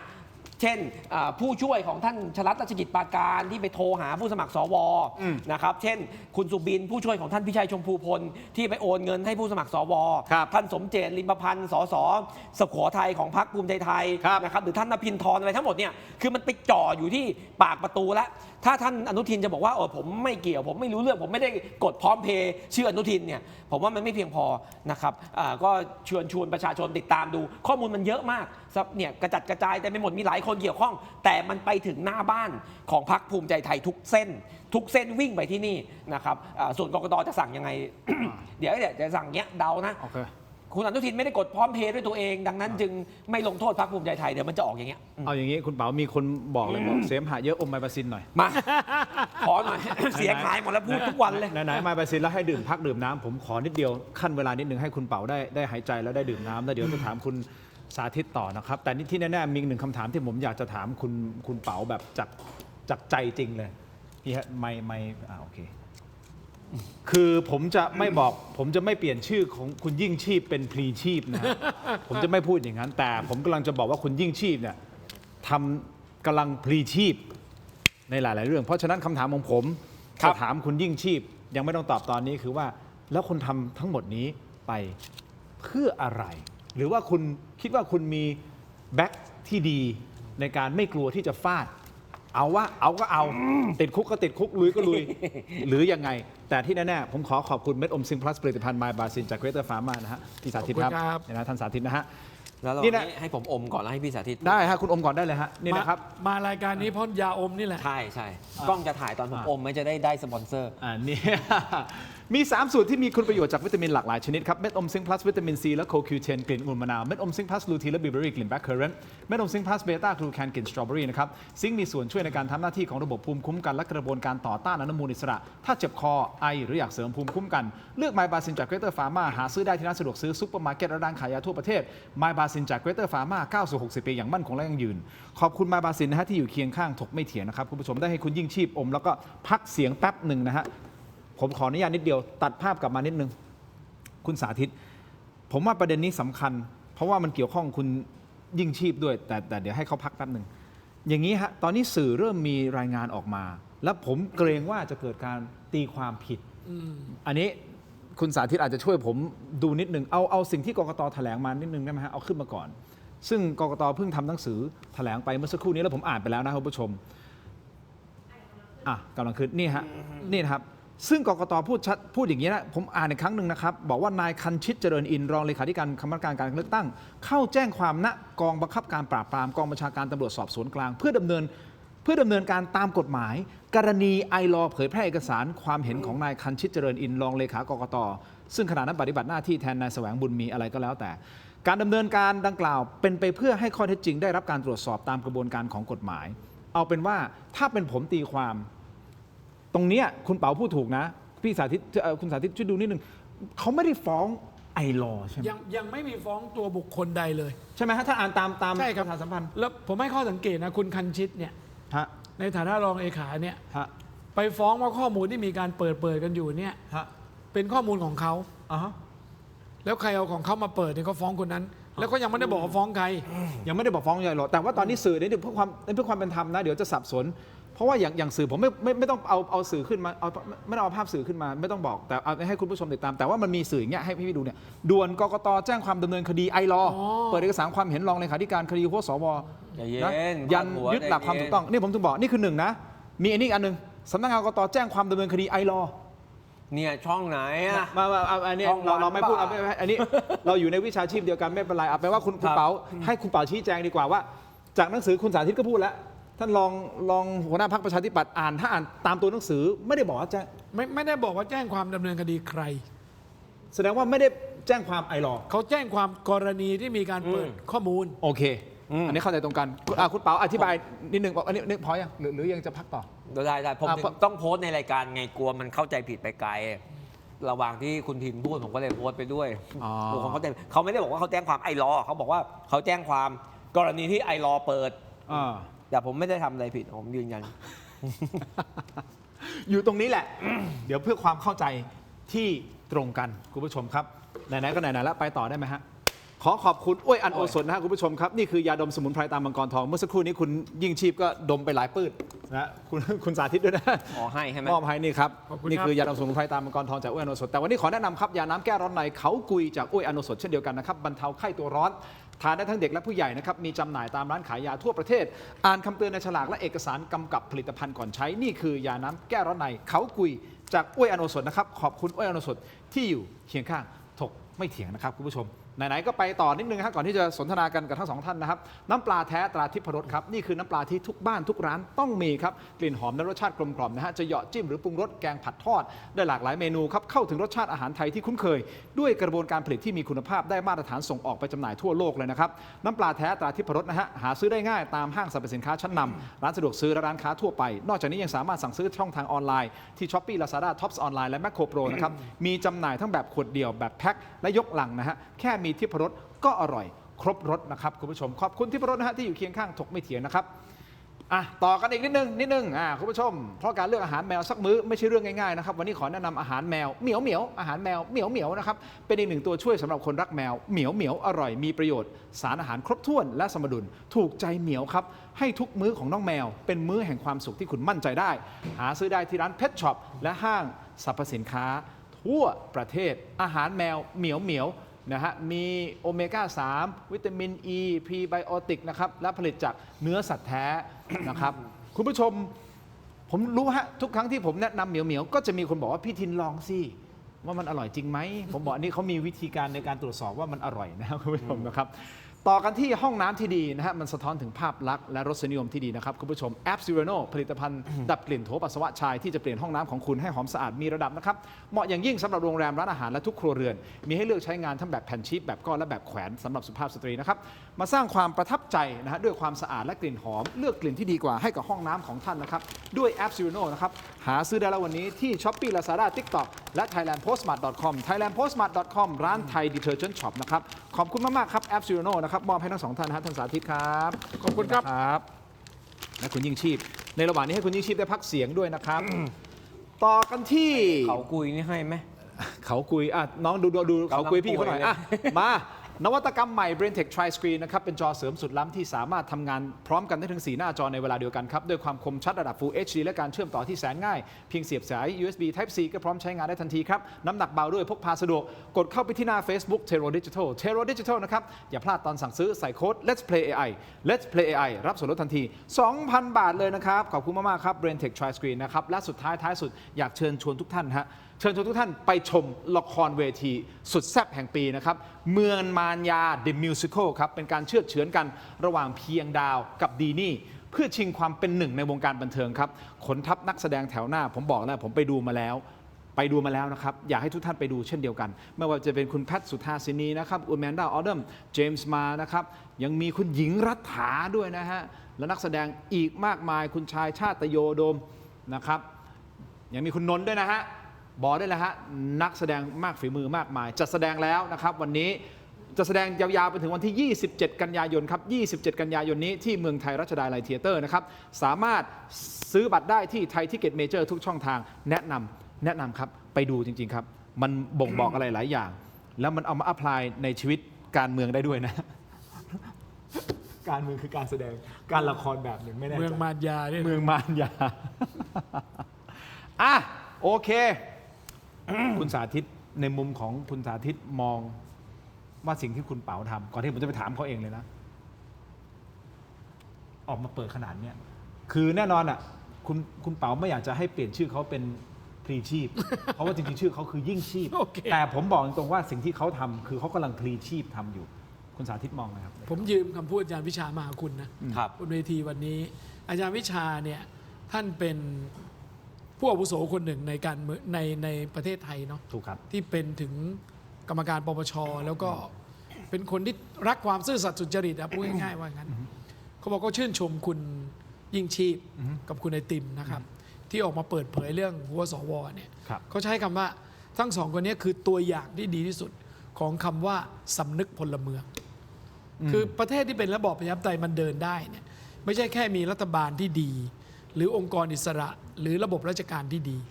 แต่มันต้องมีพลเมืองที่ดี ที่รู้สำนึกว่าหน้าที่เราเนี่ยอะไรคือสิ่งที่เราควรจะต้องทำการพบเห็นความไม่ถูกไม่ต้อง แล้วก็ทำเฉย ซึ่งอาจารย์ใช้คำว่าเมืองไทยเนี่ยมันมีมนุษย์เฉยเยอะอะไรจะเกิดขึ้นก็ไม่เกี่ยวกับเราก็เฉยเสีย แต่เมื่อมีคนไม่เฉยกับความไม่ถูกต้องเขาลุกขึ้นมาพูดมาจาเนี่ยเป็นสิ่งซึ่งสังคมเนี่ยจะต้องให้กำลังใจ อันนี้คือสิ่งที่อาจารย์วิชาพูดก็เล่าให้ฟัง ผมก็คิดอย่างนั้นนะครับ จริง ๆ ผมอ่านในเว็บของไอรอมาตั้งแต่เริ่มเรื่องเลือกสวนี่แหละและรู้ว่าเป็นคนที่ตามมาตลอดนะครับ ส่วนไอติมเนี่ยอาจจะมาจับทีหลัง แล้วข้อมูลทั้งหลายที่มาเนี่ยหลายตอนที่อยู่ในวิปฝ่ายค้านผมก็อยู่ในกระบวนการที่มีคนมานำเสนอ แต่ว่าผมว่าเขาตัดสินใจถูกต้องที่ออกมาเปิดเผยเรื่องนี้ ทั้งที่รู้เนาะว่าแรงกระแทกมันเยอะ แล้วแรงกระแทกมันจะแรงด้วย แล้วไม่ได้แรงแค่นี้ถ้ามีคดีเนี่ยเขาก็ต้องมีภาระที่จะต้องไปพิสูจน์ แต่การตัดสินใจทำเรื่องแบบนี้ในฐานะที่เป็นสำนึกพลเมืองเนี่ยผมว่าเป็นสิ่งซึ่งถ้าสังคมนี้มีคนแบบนี้มากสังคมนี้มันเจริญมันไปได้ มันจะแข็งแรง แต่ถ้า าก มีมนุษย์เฉยหมดเนี่ยมันไปไม่ได้ครับ ก็ให้กำลังใจ ขอบ ตร คุ ง ณครับ ตรงนะครับขอบคุณคุณสาธิตที่มาถ่ายทอดมุมมองตรงนี้นะครับ รวมถึงนำคำของอาจารย์วิชานะครับ อาจารย์ มา วิ ถ่า ชาย ทอ ค ด งจะจำไม่ได้ สมัยท่านเป็นปปชท่านไปที่โรงเรียนผมท่านเคยเจอกับผมละครั้งหนึ่ง อ๋อเหรอ ผมเคยเจอท่านละครั้งหนึ่งครับ งั้นกลับมาสู่คำถาม ครับ คำถามหลักเลยคุณยิ่งชีพเอาตรงๆ คุณออกมาเดินเรื่องนี้เต็มสูบเพราะว่าคุณคิดว่าเฮ้ยคุณมีแบ็คดีแบ็คนี่คืออาจจะเป็นอะไรก็ได้นะครับ อาจจะเป็นประชาชนที่อยู่ข้างหลังคุณ หรืออาจจะเป็นพรรคหรือเปล่า ผมไม่รู้ที่อาจจะมีคนพยายามจะใส่ร้ายป้ายสีคุณว่าเป็นอย่างงู้นอย่างนี้อย่างนั้นเนี่ยแต่คุณยอมที่จะออกมาเดินเรื่องนี้เต็มที่เนี่ยเอาแบบตรงๆเลยคุณมีอ agenda อะไรหรือไม่อย่างไร อันนี้คือผมถามแบบค้านเลยนะ ถามแบบฝั่งตรงข้ามคุณเลยอ่ะ ขอบคุณครับ เดี๋ยวปิดให้ใหญ่ๆนิดนึง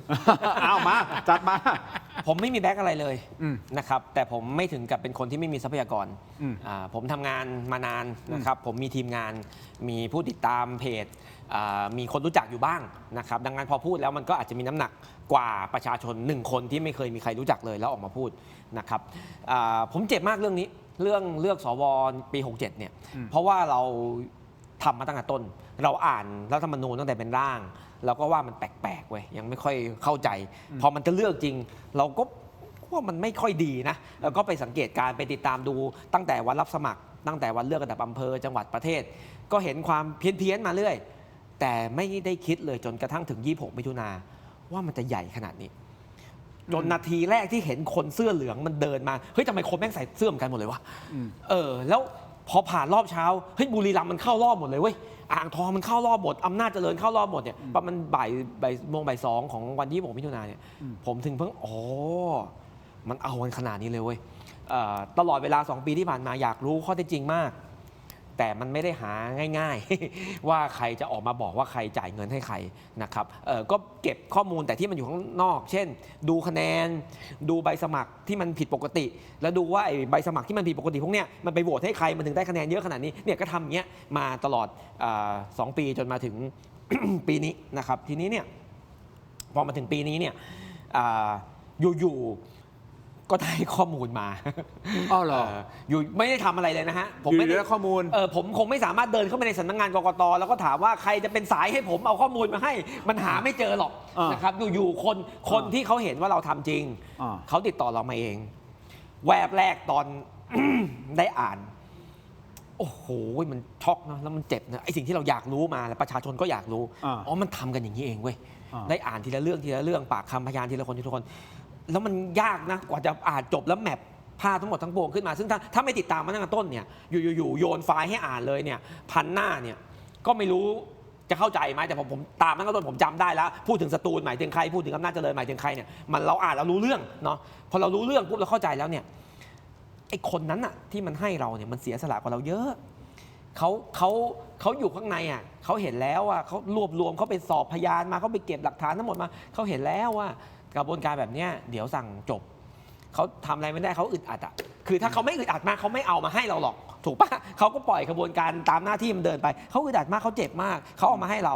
แล้วพออ่านจบเข้าใจอ่ะคือคนเข้าใจในประเทศนี้มันไม่ได้มีเยอะหรอกระบบมันซับซ้อนพออ่านจบเข้าใจอ่ะจะให้นั่งอยู่เฉยๆได้ยังไงมันก็บาปนะมันก็บาปมันก็ต้องทำอะไรบางอย่างทีนี้จะทำอะไรล่ะไอการออกแบบเนี่ยเป็นเรื่องยากมากก็คือสิ่งที่เกิดขึ้นประมาณ2 เดือนที่ผ่านมาเนี่ยว่าเราอยู่ดีๆจะออกมาเปิดว่าเอ้ยมีนะเว้ยมันก็แปลกนะฮะมันก็ต้องค่อยๆปูมาจนโอเคถึงวันถ้าอยากรู้มากนักว่าผมเอามาจากไหนผมก็บอกว่าผมเอามาจากตรงเนี้ยนะครับนอกจากนี้เนี่ยผมยังสังเกตว่า จริงๆนอกจากผมเนี่ยมีอีกหลายคนที่มีนะครับรวมถึงสื่อมวลชนหลายสำนักรวมถึงนักเคลื่อนไหวหลายคนเพราะว่าผมอ่านหมดแล้วผมก็รู้ว่าเวลาท่านพูดประโยคนี้เนี่ยแปลว่าท่านออกมาจากอันนี้แหละเพราะว่ามันไม่มีที่อื่นอย่างเงี้ยผมก็รู้นะครับคือก็เดาว่ามันคงมีการแจกจ่ายกันไปไกลกว่าที่มันอยู่ในมือผมแต่ว่าคนอื่นเขาไม่กล้าพูดคือพูดกันลอยๆตัวย่อบ้างอะไรบ้างมาเดือนกว่า2 เดือนเนี่ยวันอาทิตย์ที่23ผมก็เลยแบบกูพูดตรงๆเลยกูมีอันเนี้ยให้มันรู้ๆไปว่าเนี่ยมีนะครับก็รู้สึกว่าอึดอัดก็เอามันตรงไปตรงมาเนี่ยแหละนะครับ นี่เล่าให้ฟังเรื่องตอนเดือนกรกฎาปลายหลังจากเริ่มเป็นข่าวแล้วไปเดินตลาดเจอพ่อค้าท่านหนึ่งมาทักว่าเขาก็แบบกำลังขายของอยู่เขาก็เดินสวัสดีครับพี่ครับผมก็นึกว่าขายของผมก็เดินหนีพี่สู้ๆนะครับพี่เราต้องล้มมันให้ได้นะครับอ๋อนี่คุยกับกูแล้วโอเคไปคุยสวัสดีครับเขาบอกว่าล้มมันให้ได้นะครับถ้าล้มมันไม่ได้พวกเราแย่กันหมดแน่โอ้โหบ้ามันหนักมากอะแบบก็แย่แหละ มันแย่ทุกคนอะแต่ว่าไม่รู้จะล้มมันยังไงนะฮะทั้งหมดทั้งปวงที่ผมทำมาเนี่ยผมไม่มีอำนาจอะไรตามกฎหมายสิ่งที่ผมมีคือข้อมูลข้อเท็จจริงและทักษะการเรียบเรียงการสื่อสารแต่ประชาชนเดินมาบอกผมว่าถ้าทำไม่สำเร็จเราแย่กันหมดแน่แล้วจะให้ผมทำอะไรอะผมไม่มีอำนาจอะไรอะผมมีข้อมูลงั้นผมก็ต้องใส่มันตรงๆว่าผมมีสิ่งเหล่านี้แล้วมีอำนาจต่อรองแค่นี้ก็ใส่หมดครับก็ไม่งั้นไม่งั้นผมว่าผมบาปนะถ้าผมไม่ทำคุณสาธิตด้วยความเคารพท่านนะครับโทษนะเคยขึ้นศาลไหมผมนะฮะกระจายผมคดีกบฏนะครับผมถูกฟ้องคดีกบฏนะตอนท่านขึ้นศาลเนี่ยมันโดดเดี่ยวไหมคือถึงที่สุดมันคือตัวเราแหละ ที่โดนอยู่ข้างหน้าตรงนั้นนะแต่ว่าตอนที่ผมไปร่วมเคลื่อนไหวก่อนเป็นคดีนะผมรู้มาก่อนว่าวันหนึ่งต้องเจอแบบนี้มันต้องตัดสินใจก่อนผมบอกครอบครัวผมหมดเลยว่าถึงวันนั้นเนี่ยผมจะต้องเจอแบบนี้นะเขาก็บอกว่าถ้าคิดว่าถูกต้องและต้องทำก็ต้องทำที่ผมถามประเด็นนี้คุณสาธิตเนื่องจากว่าผมจะกลับมาที่คุณผมเคยขึ้นศาลผมเคยขึ้นศาลสุดท้ายมันโดดเดี่ยวดายนะใช่สุดท้ายมันก็เป็นเราถ้าติดคุกติดคนเดียวนะครับถ้าประชาชนเฮพร้อมสนับสนุนไปศาลด้วยกันไปคดีด้วยกันถ้าติดคนเดียวทราบครับแต่ก็เชื่อว่าไม่ติดไง ที่ทำทั้งหมดนี่ไม่มีอะไรผิดกฎหมายเลยแต่ว่าต้องทำตรงไปตรงมาแล้วเสี่ยงไหมก็เสี่ยงบ้างนะครับแต่ถ้าไม่ทำก็ไม่ได้ครับสุดท้ายสุด พรุ่งนี้ยังมีกำหนดการเดิมใช่ไหมฮะแต่ว่าเปลี่ยนสถานที่ตอนแรกเป็นภูแมนใช่ไหมที่จะไปเสียดายมากครับเสียดายตั้งใจจะไปหาอะไรกินที่นั่นแหละก็ย้ายไปสภาซะเนี่ยหาอะไรกินจะกินอะไรครับพี่สาธิตจะกินอะไรครับพี่สาธิตนั่นเขาลือกันว่าเทพปัญญากิอร่อยก็คือก็จบไปแล้วไปโน่นสภาเลยไปสภาใช่ไหมเพราะกำหนดการเดิมนะตอนแรกจะอยู่ที่โรงแรมภูแมนอันนี้อัปเดตคุณผู้ชมนิดหนึ่งนะที่ใครอาจจะลืมไปแล้วนะครับก็คือเป็นเวทีผู้นำฝ่ายค้านใช่ไหมฮะก็ย้ายจากภูแมนไปที่รัฐสภาซึ่งงานนี้คุณเป๋าได้รับเชิญได้ไหมไปร่วมใช่ไหมแต่หลายคนอาจจะจับตาไปที่คุณหมอชลน่านสีแก้วเพราะว่ามันมีภาพโปสเตอร์ออกมาที่เขาประชาสัมพันธ์น่ะคุณหมอชลน่านนี่คือข้างบนตรงกลางนี่เดี๋ยวก่อนคนก็งงเดี๋ยวก่อนนะคุณหมอชลน่านนี่พรรคเพื่อไทยไม่ใช่เหรออดีตใช่ไหมอดีตสสน่านน่ะพรรคเพื่อไทยนี่อดีตหัวหน้าพรรคหัวหน้าพรรคด้วยแต่ก็เป็นอดีตผู้นำฝ่ายค้านไงเขามาในนามอดีตผู้นำฝ่ายค้านตอนนี้เขาไม่ได้เป็นสสแล้วอันนี้แหละนี่เป็นงานผู้นำฝ่ายค้านไง มีคนไปถามนักข่าวไปถามท่านอนุทินนะบอกเกี่ยวกับเรื่องนี้ ว่ารู้เรื่องไหมท่านอนุทินบอกว่าอ๋อตนไม่ทราบพักใครพักมัน และนายแพทย์ชลนานก็ไม่ได้เป็นคณะรัฐมนตรีในรัฐบาลของตนเอง คราวนี้สั้นๆ คุณสาธิตเอาแหละ แม้แต่คุณหมอชลนานที่แม้อาจจะไม่ได้มีตำแหน่งอะไรในรัฐบาลนะแต่ก็ยังอยู่ภายใต้ร่มของพรรคเพื่อไทยใช่หรือไม่ ซึ่งเป็นพรรคร่วมรัฐบาลการขึ้นเวทีครั้งนี้มันดูมันเป็นการส่งสัญญาณหรือนัยยะอะไรบ้างหรือเปล่าหรือว่าเราคิดมากเกินไป ผมว่าอย่าไปคิดมากก่อนฟังที่เขาพูดก่อนเพราะว่าเวทีนี้เป็นเวทีผู้นำฝ่ายค้านแล้วก็เชิญอดีต ผู้นำฝ่ายค้าน3ท่านนะคุณอภิสิทธิ์คุณชัยธวัฒน์แล้วก็คุณหมอชลน่านนะครับก็ไปฟัง เพราะว่าเขาพูดถึงวิกฤตการเมืองไทยใช่ไหมครับมันพูดในทุกเรื่อง เนี่ยวิกฤตการเมืองไทยในวิกฤตความเชื่อมั่น วิกฤตความเชื่อมั่น ความ อาจ จ จะ ริง พูดเรื่องอื่นก็ได้ วิกฤตมีเยอะตอนนี้ นะครับ แต่ว่าวิกฤตความเชื่อมั่น ความจริงที่สังคมต้องการคำตอบ แต่ผมพูดเรื่องนี้แหละ พรุ่งนี้นะ ตอนนี้ในหัวมีเรื่องเดียวถ้าไม่ป่วยไปก่อน ในผมมีเรื่องเดียวผมเพิ่มเรื่องให้คุณได้ไหมคุณผู้ชม ครับ สั้นๆนิดเดียวอัปเดตกันนะ มี คุณ เรื่อง ผู้ชมครับ แล้วเหรอ เวลา 14:30 นาทีที่ทำเนียบรัฐบาลนะฮะคุณณพินทร์ศรีสัมภารท่านเป็นรัฐมนตรีประจำสำนักนายกรัฐมนตรีได้ตั้งโต๊ะแถลงข่าวกรณีที่คุณพริตตั้งกระทู้ถามสดในสภา ซึ่งคุณณพินทร์ได้มีการชี้แจงเป็นฉากๆว่าในช่วงเวลาดังกล่าวเกิดอะไรขึ้นบ้าง เหมือนที่เราเล่าในรายการไปก่อนหน้านี้นะครับแต่ที่สำคัญคือคุณณพินทร์เปิดเผยว่าได้แจ้งความดำเนินคดีไว้ที่สน.ทองหล่อแล้ว ฟังแจ้งความดำเนินคดีไว้ที่สน.ทองหล่อแล้ว เนื่องจากข้อมูลที่คุณยิ่งชีพนำมาพูดนั้นมีการตัดบริบทบางส่วน ไม่พูดถึงข้าราชการ2 คนที่อยู่ในเหตุการณ์ ซึ่งไม่ใช่การแสดงความคิดเห็นเพื่อประโยชน์สาธารณะแต่เป็นการให้ร้าย โดยขอให้ไปพบกันที่ศาลในทุกคดี และบางเรื่องตนจะดำเนินคดีด้วย เอา ตัว มาเอง ด้ว นะ ย มาเองด้วยนะ บอกให้ไปพบกันเนี่ยมาเองนะ อันนี้อ่านเฉยๆนะครับ แล้วแต่คุณผู้ชมจะ ครับ จะตีความ วันอาทิตย์ก็มีกิจกรรมนะครับ วันอาทิตย์ก็ไปที่ศูนย์ราชการอาคารบีครับ ไปทำกิจกรรมพอดีเขาเปิดให้ประชาชนไปใช้พื้นที่ออกกำลังกายได้วันอาทิตย์ครับ โอเค ก็ตามนี้อัปเดตกันนะสิ่งที่ท่านณพินทร์ท่านได้พูดมาโอเคไหมถูกต้องใช่ไหมครบถ้วนใช่ไหมถูกต้องนะดำเนินคดีกับ คุณยิ่งชีพใช่ไหม ผมใช่เขาพูดชื่อผม ใช่ ก นะ กตไม่ได้พูดท่านนภินทร์นะพูดครับ โอเค ทั้งหมดนี้คุณผู้ชมคือถกไม่เถียงครับ มาดูโหวตกันหน่อยโอ้โห4,000 โหวตเลยเฮ้ยตรงตามเป้า เป๊ะ เป๊ะฮะคุณสนใจข่าวหัวสวมากน้อยเพียงใด สนใจมาก 90% ตามทุกวันอยู่ที่ 90%เฉยๆ ดูบ้างไม่ดูบ้างอยู่ที่ 7%ไม่ได้สนใจเลยอยู่ที่ 3% ขอบคุณคนที่ไม่สนใจแล้วโหวต